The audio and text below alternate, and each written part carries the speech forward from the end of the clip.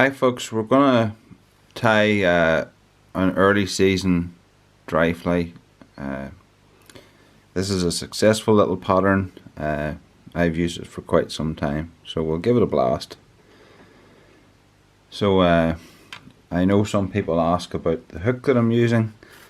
This is a TMC 100. It's pretty much a standard dry fly hook, and this is a size 14. So again, things just aren't as convenient with the camera in front of me. So yeah, I'm using a rotary vise, and for these flies it's a little bit easier, but you can make do without. The thread I'm using is a Semperfli sort of brown olive pre-waxed thread, and we're just going to start to put touch and turns down the body. It's sometimes easy to use the stub or the tail piece to maintain your touching turns. Just checking for focus here, if you don't mind. Yeah, it's okay. So down the body halfway, and then back up to about 1 millimeter from the eye, and we can get rid of the tail piece. So the wing is going to be a dark olive deer hair, and I'm taking actually not very much deer hair. I'll just show you this little section here.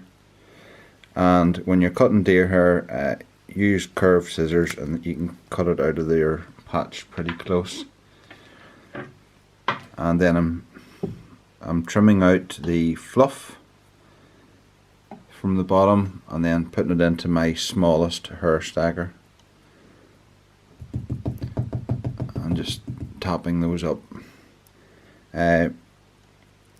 This I'm going to tie in facing forward, so it's better if you open your hair stacker with the wing in the right orientation.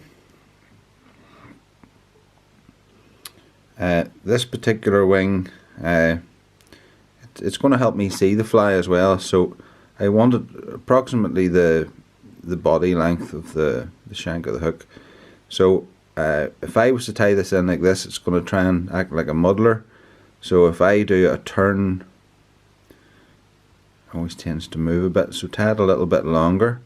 One turn all the way around, then 2 loose turns over, and that little turn will keep it from spinning around the hook. Oh, as it does it.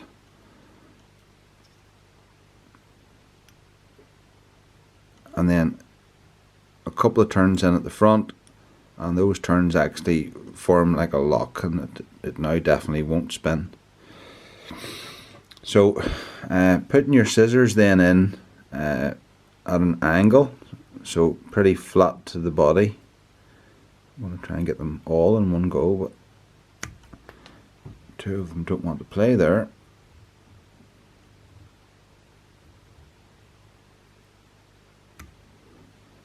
So I've cut those off at a taper.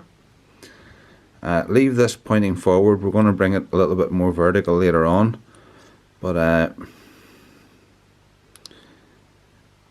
then we're going to bind down these butt sections.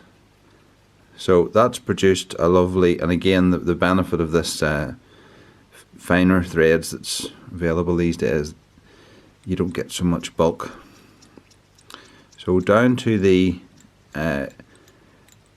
before the bend, we're going to stop a little bit short, and the tail for this fly,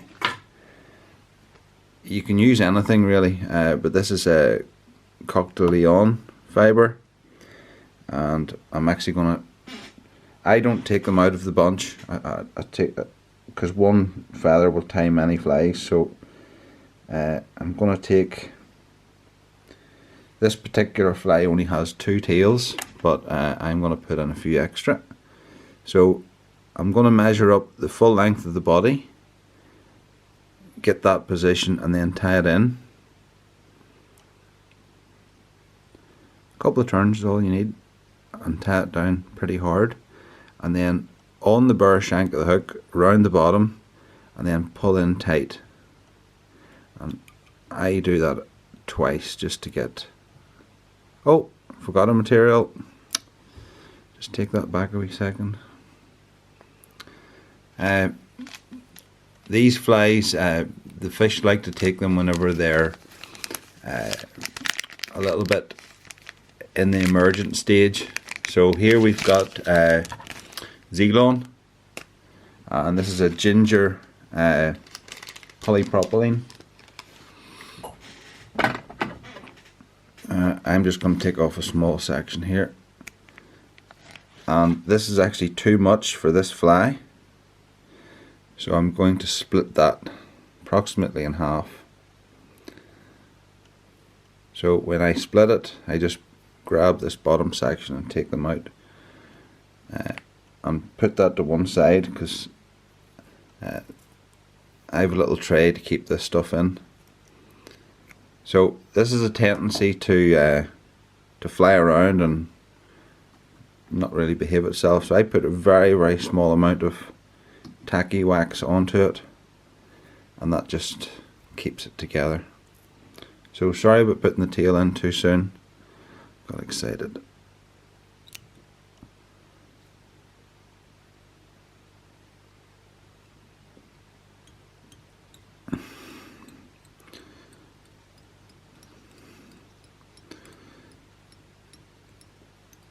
So I'm going to now trim this. I don't want it to be a really sharp cut, so I sort of like cut it and then cut it again at a bit of an angle. So this represents the shuck that the flies just emerged out of, and then we'll go back to the tail.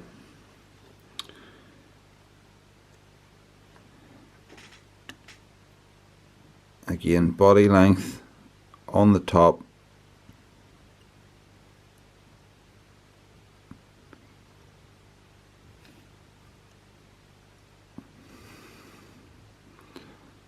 so we've got the shuck and that tied, and then just tie these butt sections down with open turns. Now this fly is good enough with a thread body, but just to show you a technique, I'm going to put in an olive peacock herl.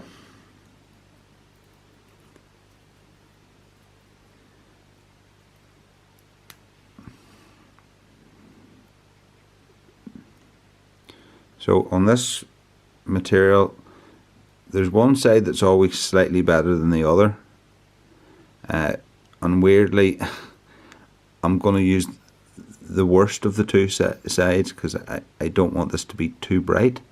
So tie it on the top and then bring it to an angle, and then tie down your stub, and putting it on at this, let me just turn my device a second, putting it on at this angle will help reduce the chance of it breaking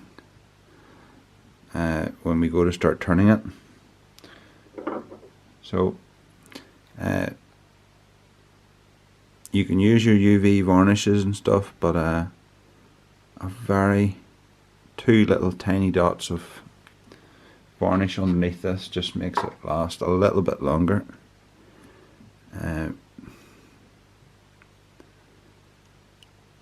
Again, to me, if you get a few fish on the fly, that's all that matters. So these do not need touching, but I think they look better if they are.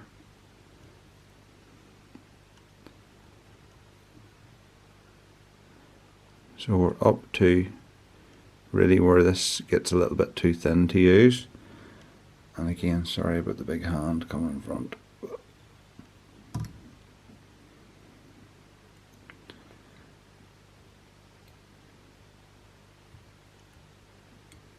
So that's the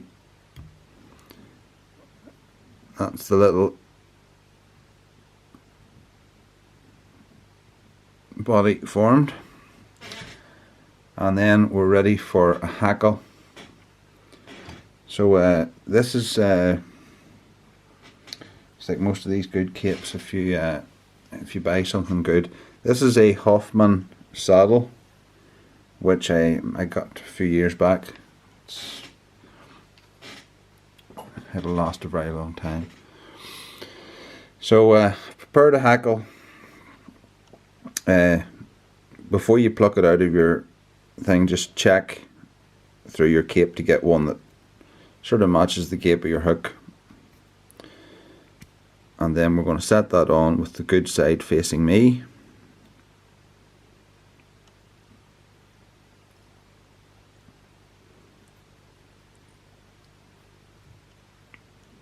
And then bring your thread up to your whip finish point. So what I'm looking here is slightly more turns to the back. There's 1, 2, 3, 4, and I'm not worried about the wing going forward just yet, because these ones will bring it back. 1, 2, 3, and then we're going to finish with the hackle pointing up.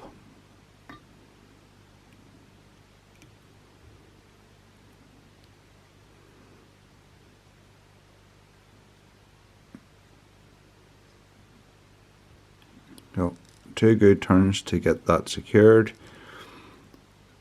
and then get in here and make a nice small head. And the head's really just there to tidy the fly up and get the hackles all pointing back. So again, sorry about this new camera setup, I'm getting used to it. Oh.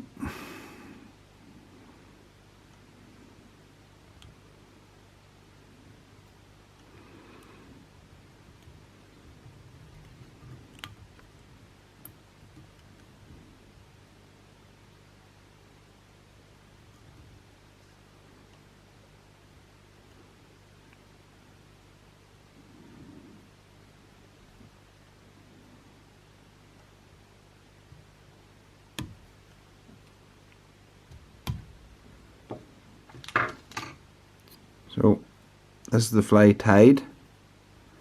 I'll put a little bit of varnish on that, but you'll see now we've got a profile of a good wing facing forward, a shuck with a tail on top of it. The body doesn't really matter, but it looks nice in the fly box.